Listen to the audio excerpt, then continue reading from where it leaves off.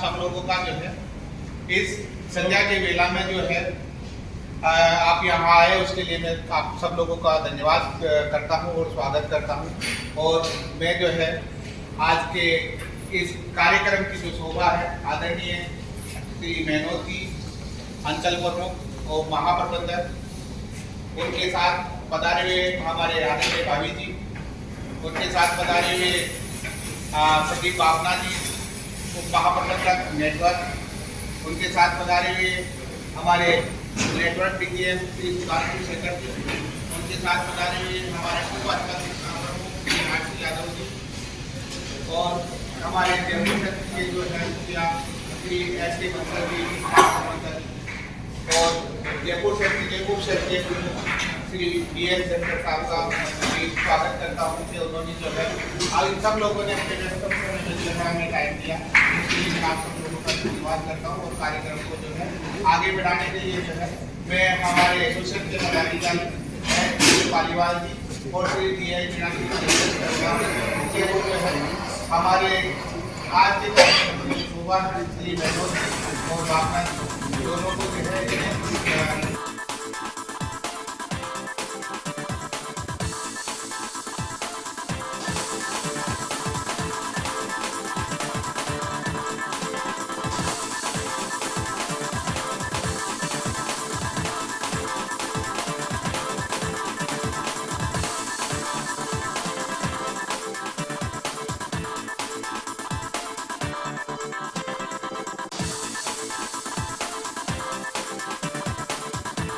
और सभी में करीबन 94,94,000 करोड़ रुपए का हमने बिजनेस किया है। और इस थोड़ा हो सकता है टाइम कम रहेगा, अगर 1 लाख करोड़ का जो बिजनेस फिगर है, एक बड़ा अचीवमेंट होता है, वो पूरा हो जाता है। लेकिन निकट भविष्य में भी जिस तरह से आपने कार्य करने की प्रेरणा, लगन और एक परिपाटी डाली है हमारे जोन में, और जिससे ही पूरा होगा।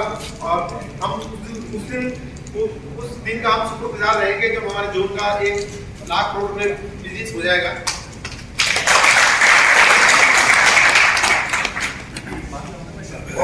हमारे संगठन के साथ में साथ का हमारा हमेशा ही सहवास में रहा, और कोई भी हमारे समस्या आई उनको ने हमेशा पॉजिटिव वे में लिया। 1-2 साथ में मैं बताने खुशी हो रही, 1-2 लोगों का सस्पेंशन चल रहा था, तो एक कैंडिडेट की तो ऐसी स्थिति थी कि उसका एक ही स्केल 3 में थे और एक ही इंक्रीमेंट लगा था, और उसका मेजर चार्जशीट थी और उसको रेड हैंडेड ट्रैप हुआ था। उसका अगर मेजर पेनल्टी में मिनिमम 2 इंक्रीमेंट स्टॉप होते हैं। हमने साहब से रिक्वेस्ट किया कि सर इसका एक स्केल डाउन हो जाएगा तो बहुत बड़ा सीनियर मेल से स्केल 2 हो जाएगा और बहुत बड़ा इसके सेटबैक रहेगा, पता नहीं कब प्रमोशन होगा।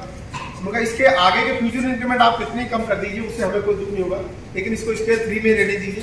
साथ ही हमारा साहब ने शहर वो हमारे निवेदन से स्वीकार किया और उस आदमी को उसको स्केल 3 में ही रहने दिया। तो हमारे बहुत सारे केसेज हैं जिनको मैं आपको गिनाऊंगा तो साफ का बहुत जल्दी है, मेरे को 1-2 घंटे लग जाएंगे। लेकिन जिस तरह से आप लोगों को उन्होंने प्रत्यक्ष रूप से और अप्रत्यक्ष रूप से हमारे साथियों को आगे बढ़ाने में मदद करी, उनके करियर में कोई अवरोध उत्पन्न नहीं होने दिया। जहाँ तक अपने को हार्ड वर्किंग है, एक परंपरा डल गई सर, एक बार आदमी की लगन डल जाती है ना हार्ड वर्क करने की, वो कभी दुख नहीं पाता जिंदगी में, तो वो परिपाटी साहब ने डाल दी। और हमारे जयपुर रीजन में तो हमारे बंसल साहब ने लगातार देखिए 8 बार पूरा जयपुर रीजन को पारा इंडिया में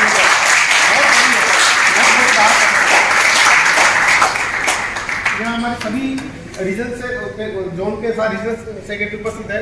तो हमारे जिस तरह से मेहनोद साहब के प्रेरणा से जिस तरह सब लोग काम कर रहे हैं, पूरा अंचल काम कर रहा है और एक ऐसा रिकॉर्ड टूट रहा है, तो सर उसके लिए हम आपके बहुत बहुत आभारी हैं। आपने जो गाइडेंस दिया और हम सबके साथ लेके आगे बढ़े, और हमारे लोगों को समय समय पर ट्रांसफर में, पोस्टिंग में और डिसिप्लिन एक्शन में सर आपने बहुत ही आगे बढ़ के और अपने आउट ऑफ वे जाके हमारी मेहनत सहयोग किया। इसलिए हमारा संगठन सर आपका हमेशा आभारी रहेगा। और आप सर हमारे बैंक से सेवानिवृत्त हो रहे हैं, सर हमारे संगठन से, हमारे व्यक्तिगत रूप से हमसे आप सहयोग निवृत्त नहीं हो रहे, और हमें आशा है कि आगे भी आपका हमारे हमेशा जब भी हम कोई गाइडेंस आपसे बात करके पूछेंगे तो अभी की तरह हमेशा हम आशा करते हैं कि आपका सहयोग मिलता रहेगा और हमें आप गाइडेंस प्रदान करते रहेंगे। और बापना साहब वहाँ से अहमदाबाद यहाँ से जा रहे हैं, तो सर आप ये आपके यहाँ से जयपुर रीजन में इनका भी कार्यकाल रहा, लेकिन हो सकता फर्स्ट नहीं आया हो, लेकिन नींव तो इन्होंने शुरू की। और अब अभी अहमदाबाद वहाँ जाने ही चाह रहे थे, इसलिए सर हम आपका संगठन की ओर से बहुत बहुत स्वागत करते हैं और उज्जवल भविष्य की काम में करते हैं। मेनोज साहब रिटायर हुए सर, हम आपके संगठन की ओर से, हम मेरी ओर से आपके उज्जवल भविष्य की सुखी रहें, आप स्वस्थ रहें और आपका जो मुस्कुराहट आज 60 साल की उम्र में भी जिस तरह से आपके चेहरे पे चमक है, रौनक है, ये हमेशा आपकी ऐसे ही बनी रहे।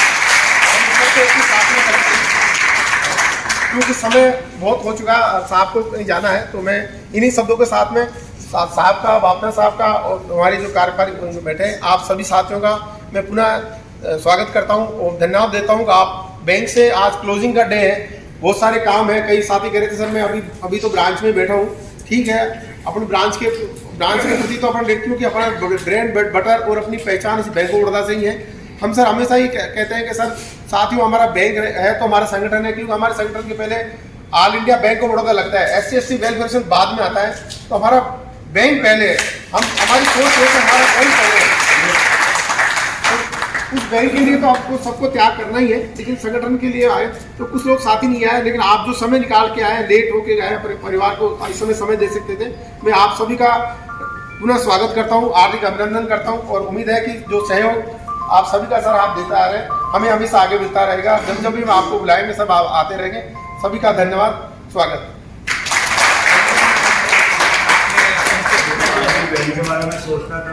हीरा बन के जो है किसी की अंगूठी में चमकता है तो लोगों की नजर जो है उस पे से हटती नहीं है।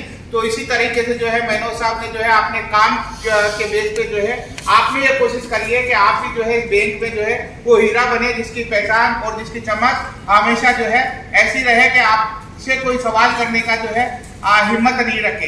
अगर आज मेनोज जी ने जो है जोन को लीड किया है तो आप ये बता सकते हैं खुद ही कि इनसे कभी किसी ने सवाल नहीं किया होगा, क्योंकि जोन हमेशा उस पैरामीटर पे है जहां BCC ये देखता है कि ये जोन क्या करेगा तो हम किसी दूसरे को डायरेक्शन दें।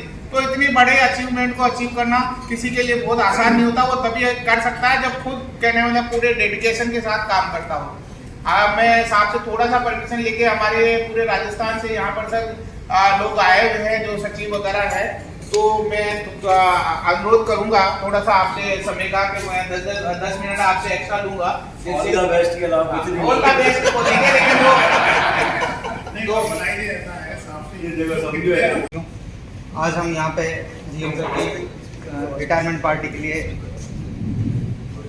एकत्रित हुए हैं, उसके लिए आप सबको धन्यवाद और जीएम साहब के उज्जवल भविष्य की कामना उनके साथ।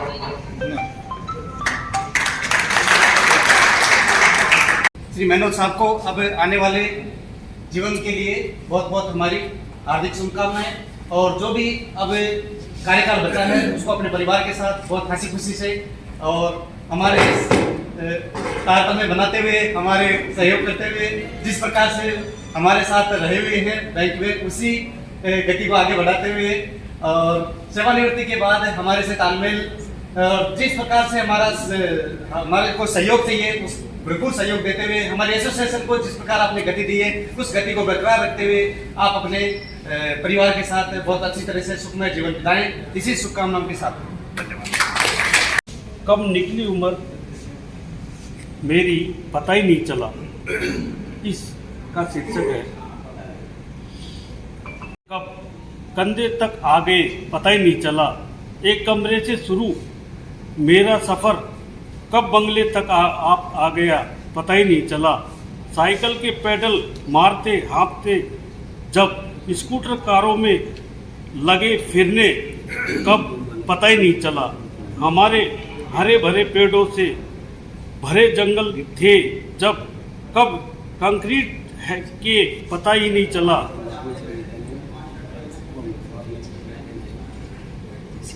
दर दर भटकते नौकरी की खातिर, खुद हम कब नौकरी से रिटायर हो गए पता ही नहीं चला। धन्यवाद। मेनोज साहब का कार्यकाल पिछले 2.5 साल का इतना एक अद्भुत रहा है कि इसके बारे में जितना कहा जाए उतना कम है।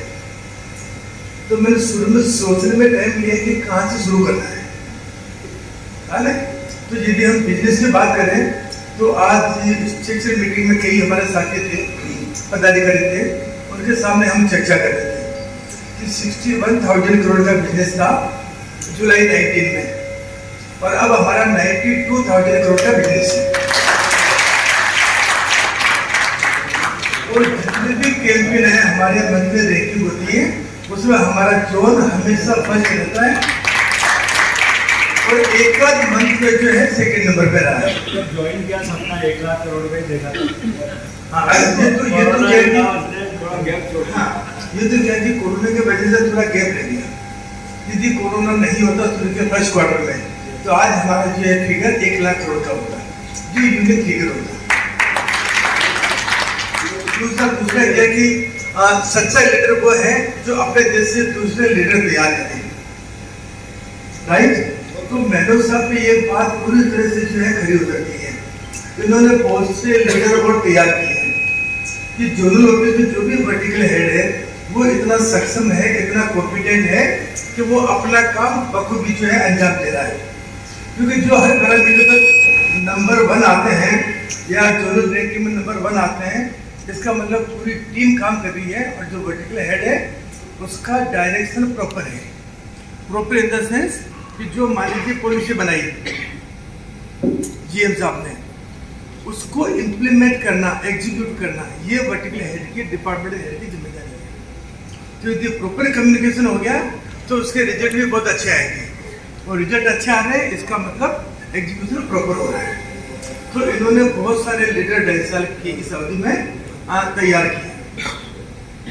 अभी जैसे बिजनेस की मैं बात कर रहा था तो बिजनेस भी मान लीजिए 91,065 crore, I think 26,000 crore increase हुआ 2.5 साल में। तो कई जोन हमारे 2 साल पहले 26,000 करोड़ के थे, तो इन्होंने नए जोन में तैयार किए। ये मानिए 26,000 करोड़ का बिजनेस देना 2.5 साल में, तो इतना आसान काम नहीं है। बहुत ही जो है सहज हृदय और सिंपल और जो स्ट्रेट फॉरवर्ड जो है व्यक्ति है कि जो कह दिया वही इंप्लीमेंट होता है। ये मानो आप, no hidden agenda. Otherwise executive इस लेवल पे इतने जो है प्लेन और सोबर नहीं होते, है ना, क्योंकि कई बार मजबूरी भी होती है। लेकिन इन्होंने जो भी काम किया वो ट्रांसपेरेंट होकर काम किया। परिणाम जो भी हो, किसी को अच्छा लगे तो ठीक है, अच्छा ना लगे तो ठीक। इस तरह जो है आपकी कार्यशैली रही है। और जैसे भी बिजनेस की बात कर रहे थे मीना जी है, तो नो डाउट पूरा ध्यान रखा है कि किसी के साथ कोई अनजस्टिस ना हो और जितना जो किसी की चूक या लापरवाही रही है ना उतना ही उसको सजा मिले, क्योंकि उतनी सजा तो मिलना जरूरी भी है। यदि दोषी भी छूट जाएगा तो फिर सिस्टम का मतलब ही क्या होगा। हाँ, ये जरूरी है कि जो है एक निर्दोष को बचाने के लिए कभी कभी दोष भी छूट जाता तो वो न्याय के हमारे सिस्टम में उसमें वाजिब है, ये मानिए आप। तो इस तरह से जो इन्होंने ये स्टाफ उसका काम किया है।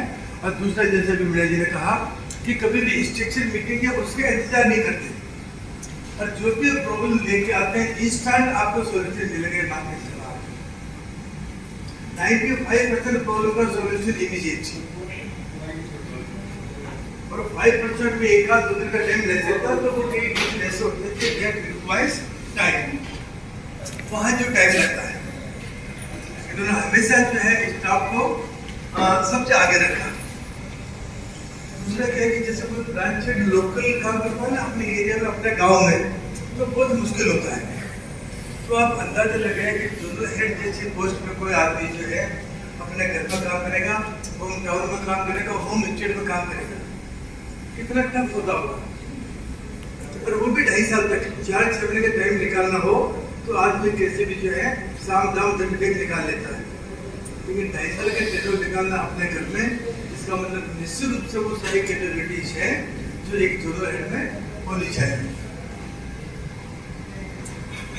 हम आपके उज्जवल भविष्य की कामना करते हैं और एनर्जी लेवल इतना कि अभी भी मुझे लगता है कि साहब जो रिटायर होने जा रहे हैं, ये तो बैंक का सिस्टम है कि 60 ईयर्स के बाद में जो है आपको सुपर एनमेट होना ही पड़ता है। चाहे आप में कितनी भी एनर्जी बची हो, कितना भी एक्सपीरियंस हो और कितने आप इंस्टीट्यूट के लिए यूजफुल हो, लेकिन ये सिस्टम परमिट नहीं करता कि 60 ईयर्स के बाद में एक दिन भी सेवा में कंटिन्यू किया जाए। तो हम आपको उज्जवल भविष्य की कामना करते हैं सर। और विश्वास करते हैं कि जो काम आपने यहाँ किया है पोस्ट रिटायर लाइफ जो भी आपके एजेंडा है या जो आपके सपने हैं वो पूरे होंगे और इससे मैंने सब काम करेंगे। डॉक्टर बाबरा साहब का प्रश्न है, आपका भी 3 साल का जो है शानदार कार्यकाल यहाँ रहा है। पहले जो है 1.5 साल करीबन एज रीजनल हेड और अभी 1.5 साल एज इलेक्टेड लीजिए। 4 रीजन को जो है आपने रिप्रेजेंट किया है और चारों रीजन जो अजमेर, कोटा, उदयपुर, बांसवाड़ा है उनके परफॉर्मेंस बहुत अच्छे रहे।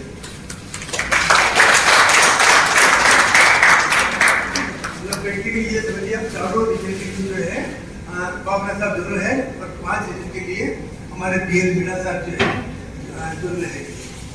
ये जो नया सेटअप है 9 निकल गए और 3 के लिए एनर्जी जो है और 3 के लिए जो है 7 का असिस्टेंट है। तो वहाँ भी जो है बाबरा साहब एज नेटवर्क के लिए जा रहे हैं तो निश्चित रूप से यहाँ जो काम किया उससे भी अच्छा काम करेगा, क्योंकि ये पहला टेन्योर था तो फर्स्ट टेन्योर में तो क्या आदमी को सीखने में टाइम लगता है, लेकिन सेकेंड टेन्योर में इमीडिएट जो आदमी काम स्टार्ट करता है, चाहे ब्रांच हेड हो, रीजनल हेड, जोनल हेड, सभी पे लागू होता है।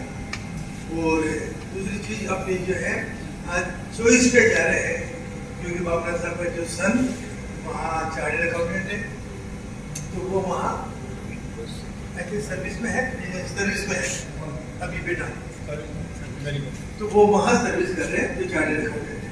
तो आपकी चॉइस है, इसी के हिसाब पे जा रहे हैं, क्योंकि भी बहुत बहुत शुभकामनाएं और हम विश्वास दिलाते हैं कि कोई भी काम हुई आपका वो निश्चित रूप से बताएं। तो थैंक यू वेरी मच कि आप लोगों ने इस अवसर पे मुझे भी याद किया और आपने अपनी जो शुभेच्छा दी उसके लिए बहुत बहुत धन्यवाद। और सारे धन्यवाद इस चीज़ के लिए कि मेरे 3 साल के कार्यकाल के दौरान आप लोगों ने जो मुझे साथ दिया किसी न किसी रूप में, पहले भी जयपुर रीजन में था तब लोगों जो है मैं देख रहा हूँ काफ़ी चेहरे यहाँ पे हैं वो मेरे साथ जुड़े हुए थे जयपुर रीजन में, चाहे वो रीजनल ऑफिस में हो या चाहे वो जयपुर की ब्रांचेज हो या सीकर की ब्रांचेज हो, ऑफिस से लोग जुड़े हुए थे और उनकी बदौलत ही जयपुर रीजन निश्चित रूप से बहुत अच्छा काम कर पाया। अभी मीणा जी जब कह रहे थे कि जयपुर रीजन पहले अभी 8 भाग में आ रहा है, लेकिन निश्चित रूप से वो परिस्थिति और ये परिस्थिति बहुत अंतर है। अगर मैं आपको एक ही शब्द में बोलूं, जैसे कि अगर कोई आज ये बोलता है कि मैनो साहब ने इसके 1 से 2 में प्रमोशन या क्लरिकल से ऑफिसर में 8 साल में प्रमोशन लिया और 1 से 2 में जो है वो 7 साल बाद 8 साल बाद प्रमोशन लिया 92 के बाद ऑफिस 2000 में, तो ये नहीं कह सकते कि मैनो साहब का प्रमोशन लेट हुआ। उस टाइम की कंडीशन ये थी कि 7 साल मिनिमम सर्विस चाहिए आपको 1 से 2 में और उसके बाद वैकेंसी 8 साल नहीं आती थी और आज की तारीख में 3 साल में ही प्रमोशन ले लेते हैं। 2 से 3 में फिर 5 साल, 2 से 3 में मिनिमम 5 ईयर, उसके बाद वैकेंसी कब आएगी उसका रिजल्ट और रिजल्ट आते थे 8 महीने 7 महीने 8 महीने 10 महीने बाद। तो वो कंडीशन अलग थी जब मैं जयपुर में था, मेरे पास 105 ब्रांचेस थी और 105 ब्रांचेस और आज की ब्रांचेस में बहुत अंतर है।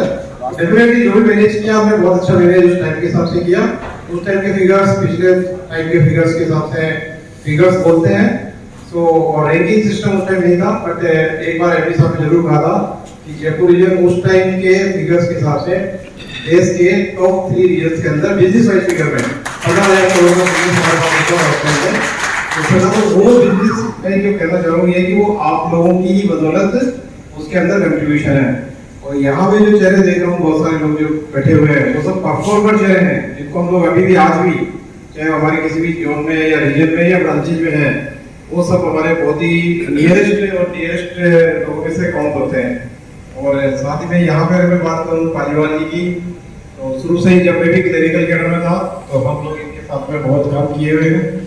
मीणा जी बहुत पुराने जी हैं, राजवीर जी हैं, बेटीवाल जी है या गोपाल बलाई जी। गोपाल जी तो मैं आपको यहाँ एक चीज बताना चाहता हूँ कि जब हम लोग पढ़ते थे 8th 9th अपने 4th 5th 6th में, तो ये अपने जहाँ बानपुरा में पढ़ते थे वही हम लोग भी साथ में ही पढ़ते थे। तो काफी पुराने चेहरे यहाँ पे हैं, तो आप सबसे मिलके बहुत अच्छा मुझे भी लग रहा है। जहाँ तक सवाल है नंबर 2 मेरी पोस्टिंग का, definitely it's just like a request transfer जैसे मान सकते हैं, क्योंकि मेरी सन के कारण जो है फैमिली वहाँ आधी बार रहते हैं, आधी बार इधर रहते हैं। मैं चॉइस पोस्टिंग पे जा रहा हूँ। बैंक ने मेरी रिक्वेस्ट एक तरह से कंसिडर की, उसके लिए डेफिनेटली बैंक का मैं आभारी भी हूँ। और जहाँ तक सवाल है और मुझे ये भी पूरा कॉन्फिडेंस है, यहाँ रह के, मैं आज भी मीटिंग में बोल रहा था थोड़ा भी, कि यहाँ रह के हमने मैनो साहब की गाइडेंस में जो कुछ सीखा है, इनकी मेंटरशिप में जो सीखा है या इनकी लीडरशिप में जो सीखा है, तो अभी हमारे पास में नेटवर्क ईजीएम का जो एक्सपीरियंस है और जो इनके यहाँ से जो स्ट्रेटेजी जो सीखी है, वो जाके हम लोग अब अहमदाबाद के अंदर इम्प्लीमेंट कर सकते हैं। ये हो सकता है हमारे तर्कस में 2-3 एक्स्ट्रा है, तो अब वो रोबोट डॉक्टर जयपुर जोन को मिलने वाली है अभी सामने, ये भी एक तो यहाँ जो दोनों नेटवर्क ईजीएम्स है, उनके लिए डेफिनेटली ये रहेगा कि टॉप 1, 2, 3 नेटवर्क ईजीएम में अहमदाबाद का भी नाम अब शामिल होना चाहिए जयपुर के साथ में। अभी तक बड़ा था और ये होता ही है, वो भी अपने से ही निकला अपने से निकला है, ये भी अपने से ही निकल रहा है। तो अब आप देखिए कि मैनो साहब की जो लीडरशिप है वो जयपुर जोन तक ही सीमित नहीं रहेगी, वो बड़ौदा है या अहमदाबाद है या इवन चंडीगढ़ है, नेगी जी वहाँ चंडीगढ़ में भी काम कर रहे हैं, वो भी अच्छा काम कर रहा है लोग भी। तो ये एक इनका एक सपना भी रहता है मैनो साहब का कि लीडर्स तैयार है। हम लोग जब भी बैठते हैं मॉर्निंग में एक ही बात चलती है कि अच्छे लीडर्स तैयार किए जाए, स्ट्रेटेजी दे दी जाए, उनको स्ट्रेटेजी दी जाए, प्लानिंग दे दी जाए और उसके बाद उनको थोड़ा फ्री छोड़ दिया जाए, नहीं कि उनको सुबह और शाम दोनों टाइम आप लोग परेशान करो। और वो बिल्कुल उसका रिजल्ट भी सामने आया। जोन जब से रैंकिंग चालू हुई है, जोन एक आध बार कभी 2 नंबर का स्वीप हुआ, उसमें भी मैनिपुलेशन बोल सकते हैं कि सामने वाले ने किसी गड़बड़ था, कभी कलेक्शन एफिशिएंसी के डाटा थे या कभी दूसरे डाटा थे, but practically it was number 1, क्योंकि एपी साहब को स्वीकार कर रहे थे कि नंबर 1 तो जयपुर ही था, बट एनी हाउ। सो ये सब चीजें हैं जो मैनो साहब की लीडरशिप को बताते हैं कि केवल बोलने के लिए ही लीडरशिप नहीं है। डाटा जब बोलता है, सब लोग बोलते हैं बच्चा अपने पूरे साल भर बोले कि मैंने मेहनत की है, लेकिन जब तक उसका स्कोर कार्ड नहीं बोलेगा तब तक आप नहीं बोल सकते कि मेहनत करी। और स्कोर कार्ड बोलता है तो सारी चीजें भूल दी जाती है। और हमारे केस में, जयपुर जोन के केस में हर बार जो है रैंकिंग बोलती है। और हमें सबसे बड़ा प्रोटेक्शन जो अभी कोई किसी ने अपने शब्दों में कहा था कि अम्ब्रेला जो है था, ये हमारे लिए बहुत ही अच्छा मौका था कि साहब के कारण हम लोग इतने प्रोटेक्टेड थे कि शायद ही हमें कभी एमडी साहब से इंटरेक्शन का मौका मिलता है, क्योंकि वो सारा जो है वो डिस्कशन मैनो साहब से होता है। और कभी भी किसी भी स्लाइड में जयपुर को क्लेरिफिकेशन या सफाई या मैं आगे ये करने वाला हूँ वो बोलने की जरूरत कभी भी नहीं पड़ी। और उसका कारण ये था कि आपका काम अच्छा था। अगर आपका काम अच्छा नहीं था आप लाख सफाई दे लो, लेकिन कुछ नहीं होने वाला है। लेकिन हम लोगों में मतलब आप सब लोग उसमें शामिल हैं, तो आप सब लोगों का इतना अच्छा था। और डेफिनेटली जो बोलते हैं कि टीम अगर जीतती है तो कैप्टन जो है उसका पॉलिसी जो है या उसकी लीडरशिप जो है वो कैप्टन को सारा श्रेय, और सेनापति को, अगर सेना जीतती है तो सेनापति को श्रेय जाता है। और इसमें कोई डाउट नहीं है, हमारे सेनापति ने अच्छे ढंग से फ्रंट से लीड किया और उसके कारण हम लोग इतना अच्छा काम कर रहे हैं। मेरी ओर से मैनो साहब को इस पहली पारी की रिटायरमेंट की बहुत बहुत शुभकामनाएं, और आगे के लिए स्वस्थ जीवन के लिए हमारी ओर से सब बहुत बहुत शुभकामनाएं आपकी। और हम लोग जब भी जयपुर, हम ही या मतलब सभी लोग जो बैठे हुए हैं या कभी भी हमें बात चलेगी, जयपुर जोन में आपका नाम हमेशा बहुत ही इज्जत और उससे लिया जाएगा। और आई थिंक अगर मैं गलत नहीं हूँ तो शायद ये पहला मौका है जब जयपुर जोन का जोनल हेड राजस्थान से ही बिलोंग करते हैं। अभी हम लोग एक लिस्ट देख रहे थे, उसमें कोई भी व्यक्ति उस लिस्ट में अब तक के जोनल हेड में एक भी व्यक्ति राजस्थान से नहीं है।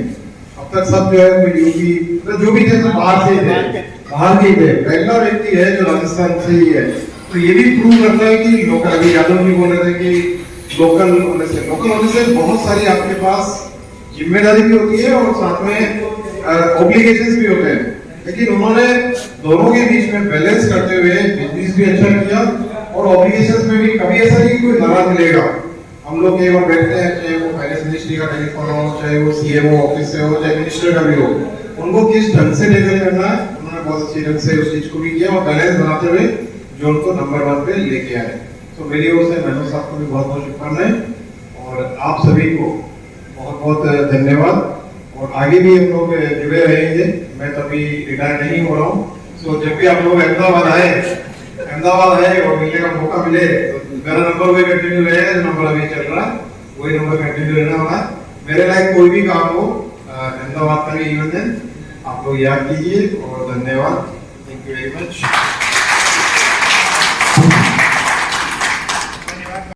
Meena ji, general secretary, Shri Pradeep Brahman ji, Shri Meena ji, R C. Yadav ji, Bansal ji, Sudhanshu ji, and all dear friends. जब तक सफलता की कहानी की अगर हम सोचें कि जयपुर की क्या की है, कुंजी क्या है, सो वो सफलता की कहानी क्या है, एक आदमी से कभी नहीं बनती, ये मान के चलिए। This is the team who have taken away the performance of the zone in this way. So the important is the team. तो आप सब लोग जो है उसके बधाई के पात्र हैं। आप सब लोगों के मिले जुले प्रयास के कारण आज हम इस मुकाम पर पहुंच पाए हैं। सेकंड एस्पेक्ट होता है कि हमारी टीम में आपस में तारतम्य हो, आपस में जब तालमेल अच्छा होता है और हमें समझ होती है कि क्या चीज़ हमें अचीव करनी है, और उसके लिए हम जब शुरू से प्रयास करते हैं, अंत तक प्रयास करते हैं, तो ये मुकाम हासिल होता है। तो दिस इज द अल्टीमेट। किसी भी चीज़ का अल्टीमेट कैसे प्राप्त किया जाए, उसका ये पूरा बुद्धि है कि we are having 653 outlets, 653 outlet से जोन बना है, और इनके फिगर का जो टोटल है वो जोन का टोटल है। बिल्कुल सिंपल मैथमेटिक्स है, और ये इनके फिगर अगर स्ट्रॉन्ग रहेंगे तो जोन का फिगर हमेशा स्ट्रॉन्ग रहने वाला है, चाहे वो नेटवर्क वाले हो चाहे बिना नेटवर्क वाले हो, तो सभी का फिगर अच्छा रहने वाला है। So important is the outlets. Outlet is a face of bank of Baroda. Bank of Baroda का चेहरा है outlet. Her outlet bank of Baroda का चेहरा है। अगर वो स्ट्रॉन्ग चेहरा होगा, सुसज्जित चेहरा होगा और बहुत ही अच्छा चेहरा होगा, तो बैंक ऑफ बड़ौदा हमेशा टॉप क्लास नेशनलाइज्ड बैंक होगा। और अगर बैंक ऑफ बड़ौदा का एक भी चेहरा खराब होगा तो वहाँ का ग्राहक यही कहेगा कि bank of Baroda best bank है। सो जो आदमी उस चेहरे को लेके बैठा है, बहुत बड़ी जिम्मेदारी लेके बैठा है। He is the face of bank of Baroda. तो उसको ये जिम्मेदारी महसूस होनी चाहिए कि मैं एक आउटलेट लेके बैठा हूँ, वहाँ का एम्बियंस मुझे कैसे मेंटेन करना है, वहाँ की सर्विस मुझे कैसे मेंटेन करनी है, वहाँ के जो कस्टमर किसी एक्सपेक्टेशंस को लेकर बैंक ऑफ बड़ौदा के अंदर आए हैं, उसको कैसे मैं प्रतिपूरित करूँ, उसको कैसे मैं फुलफिल करूँ। सो ये सब चीज़ें अगर गहनता से आपने सोच ली तो आप समझिए कि आप कभी असफल नहीं होंगे, और आपका बैंक सबसे, हमारा बैंक, आपका बैंक नहीं होगा, अभी तो हमारा ही बैंक है। आप मुझे निकाल दोगे तो पता नहीं, फिर भी बैंक तो मेरा ही रहेगा, हमारा ही रहेगा, ठीक है। सो इसका हमेशा ध्यान रखिए, एक समझ रखिए कि एक आउटलेट की रेस्पॉन्सिबिलिटी मुझे मिली है। I have occupied some important post, और उसके बाद उसकी गरिमा को अगर मैं मेंटेन नहीं करता हूँ तो मेरे से बड़ा कोई दोषी नहीं है इस बैंक में। और सारे बैंकर्स के लिए वो आदमी जिम्मेदार है जो बैंक ऑफ बड़ौदा का फेस खराब करता है। सो इस समझ को हमेशा मेंटेन करके रखिए आगे के। मैं सब tips I am giving to all of you, very simple. Second tips is this कि जो ब्रांच हेड होता है, he is the mentor of the entire team. सारी टीम उसके जो निर्देशन में रहती है, उसका वो मेंटर होता है। वो उसको डायरेक्शन देता है कि किस डायरेक्शन में उसको जाना है। This is the employment system. की एम्प्लॉयमेंट सिस्टम में हमें सिक्योरिटी, सेफ्टी, हमें रोजगार, हमें लाइफ की, ये समझिए कि हमारे बच्चों का भरण पोषण, जो भी आप कहिए, सोशल सिक्योरिटी, हमें प्रेस्टीज उससे बैंक ऑफ बड़ौदा के फेस से मिलती है कि ये बैंक ऑफ बड़ौदा के चीफ मैनेजर है या समथिंग लाइक दैट। तो हमें एक बहुत बड़ी इज्जत मिलती है, और हमारे जीवन में सुरक्षा है कि हम कभी भूखे नहीं रहेंगे। रिटायर होने के बाद भी इतनी पेंशन मिलेगी कि बहुत शानदार जीवन हम जीने वाले हैं। तो इतनी सुरक्षा लेने के बाद अगर किसी बैंक को केवल एक लक्ष्य जो सालाना दिए जाए उसको अर्जित करके हम दे दें, तो मुझे लग रहा है कि हम अपना सब कुछ पूरा कर देते हैं। हम अपना सब कुछ पूरा कर देते हैं। और वो लक्ष्य जो है, अगर 1 अप्रैल से आदमी प्रयास करे तो बहुत छोटे लक्ष्य। दिक्कत वहाँ होती है कि 10 महीने खराब कर दिए और 2 महीने में लक्ष्य साल भर के पूरे कर दिए। वही प्रेशर आता है, वही ये सब चीज़ें क्रिएट होती है, वही डिफरेंसेज होते हैं, वही आदमी थक जाता है, और वही जो माहौल आज ये खुशनुमा दिख रहा है, वही माहौल बदसूरत हो जाता है। एक दूसरे से जलस करने लग जाते हैं, एक दूसरे को ठोकने पीटने लग जाते हैं, क्योंकि हमें अचीवमेंट नहीं होता। जब आपको अचीवमेंट होंगे, आपसे सेटिस्फाइड कोई भी नहीं होगा। If you are a achiever, then you are a satisfied person. Always keep it in mind. इसको हमेशा अपने दिल में रखिए कि हमें किसी भी हालत में बैंक ने जो लक्ष्य दिए हैं वो हमारा मॉरल लायबिलिटी है, क्योंकि because all the days of life has been assigned to bank. आप लोगों ने अपने सारे दिन बैंक को असाइन कर दिए।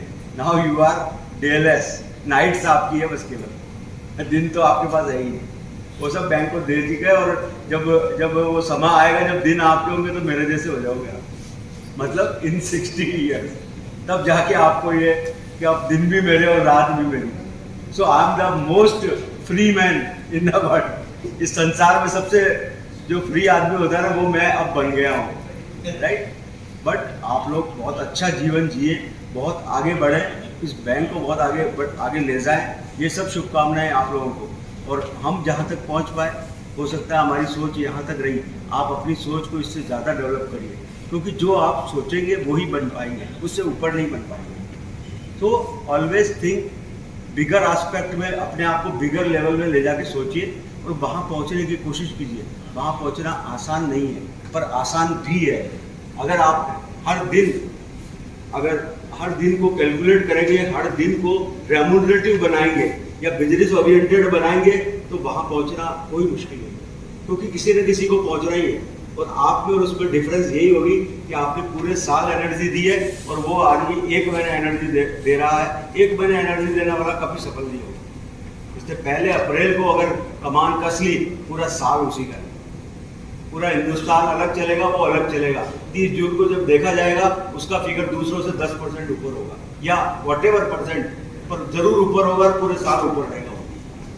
So make a difference. सामान्य जीना तो जीना ही है, जीना तो एक ही बार है।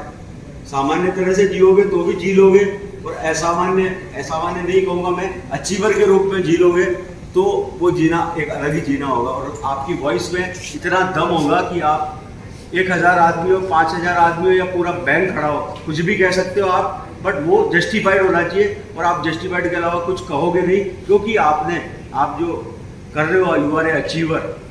सो you have a voice of achiever की वॉइस होगी आपके पास।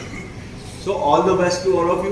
बहुत अच्छा जीवन जिए, बहुत खुशहाल रहे, बहुत आगे बढ़े, और हमेशा संतुष्ट लाइफ जिए। इसको संजोग कहे या किस्मत का लेखा, हम जो अचानक मिले। Thank you. आगे लाइन ये झलक की एक उसके लिए आपको तहे दिल से धन्यवाद देता हूँ।